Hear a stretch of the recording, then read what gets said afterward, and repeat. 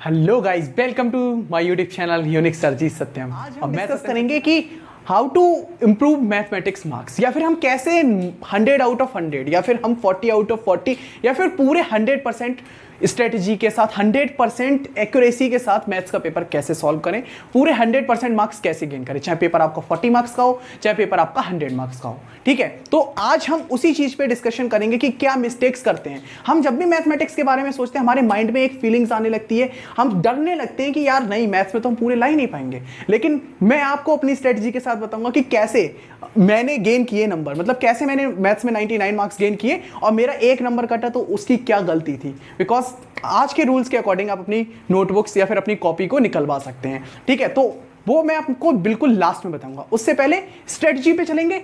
Strategy हमारी क्या होगी मैथ्स के लिए। देखो, मैथ्स का जो सबसे पहले फेयर है उसको निकालो। अब मैथमेटिक्स में होता क्या है यार, जो हमारा जो फेयर है ये क्यों डरा के रखता है ये सब्जेक्ट हमें।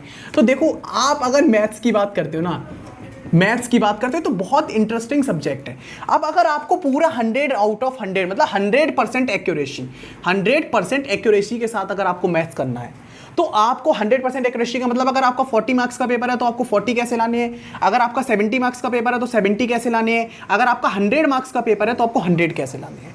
इसका मतलब होता है 100% एक्यूरेसी। ठीक है, अब समझो आप, क्या वो कुछ गलत बोल दिया? ठीक है। अब समझो आप। ठीक है, तो यहां पे सबसे पहला जो तरीका है वो टाइप है आपका कि आपको स्ट्रेटजी के तौर पे आपको क्या करना है, आपको सिलेबस देखना है। और सिलेबस के साथ साथ, जैसे अगर आपके मान लो 8 चैप्टर्स हैं या फिर आपके 10 चैप्टर्स हैं, तो सबसे पहले आपको समझना है कि इन 10 चैप्टर्स में आपके सीबीएसई, आपके आईसीएसई, आपके यूपी, कोई भी स्टेट बोर्ड, आईएससी या फिर कोई भी स्टेट बोर्ड, आपका चैप्टर क्या है और क्या पोर्शन आ रहा है। देखो, एक स्मार्ट स्टडी बहुत जरूरी होती है कि आप स्मार्ट तरीके से पढ़ेंगे तो जाहिर सी बात है आपके मार्क्स बहुत अच्छे होंगे। अब अगर आपको सिलेबस पता है तो आप उसी चीज को पढ़ेंगे और उतना ही पढ़ेंगे और उस पर आप बहुत ज्यादा अच्छे से कर सकते हैं। बुक्स कौन सी जरूरी है सर, 12th के लिए 10th के लिए बुक्स कौन सी जरूरी है, हम कौन सी बुक्स करके अच्छे स्कोर गेन कर सकते हैं, इस पे भी आपको प्रॉपर वीडियो मिलेगी। ठीक है, तो सीबीएसई अगर आपको 100% मार्क्स लाना है तो सिलेबस समझना है। अगर आपके 10 चैप्टर हैं तो उन 10 चैप्टर्स को बहुत अच्छे से समझना है कि चैप्टर्स आपके टिप्स पे होना चाहिए कि सर इंटीग्रेशन है, सर डिफरेंशिएशन है, या फिर अगर आप 10th में हैं तो आपका स्टैटिस्टिक्स है, मेंसुरेशन है, सरफेस एरिया एंड वॉल्यूम है, हाइट एंड डिस्टेंस है।